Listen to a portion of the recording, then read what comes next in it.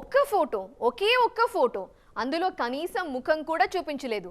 Back side నుంచి అలా నడిచి వెళుతున్న ఫోటో, దానికే సోషల్ మీడియా షేక్ అయిపోతోంది. అసలు ఓజీ విషయంలో సుజిత్ ఏం చేస్తున్నారు? మిగిలిన సినిమాలపై కూడా బజ్ ఉంది, కానీ వాటిని మించిన బజ్ ఓజీలోనే ఎందుకు కనిపిస్తోంది? ఇదంతా ఒరిజినల్ కంటెంట్కి ఉన్న మహిమేనా? పవన్ కళ్యాణ్ పొలిటికల్ ఇమేజ్ ఎలా ఉన్నా, అక్కడెలాంటి విమర్శలొచ్చినా సినిమాల వరకు వచ్చేసరికి మాత్రం ఆయన కింగ్ అంతే. ఒక్క అప్డేట్తో సోషల్ మీడియా షేక్ అయిపోతుంది. ఓజీకి ఇదే జరుగుతుంది. పవన్ ప్రస్తుతం రాజకీయాల్లోనే బిజీగా ఉన్నారు. ఎన్నికలు పూర్తయ్యాకే మళ్లీ సినిమాల వైపు రానున్నారు పవన్. ఈలోపు ప్రమోషన్స్ ఎక్కడా ఆపట్లేదు ఓజీ టీం. పంజా తర్వాత పవన్ చేస్తున్న ultra modern stylish action cinema ఓజీనే. పవర్ స్టార్ లోని ఒరిజినల్ గ్యాంగ్స్టర్ ను ఓజీలో చూపిస్తున్నారు సుజిత్. మిగిలిన దర్శకులతో పోలిస్తే సుజిత్ పక్కా ప్లానింగ్ తో తన సినిమాను పూర్తి చేస్తున్నారు.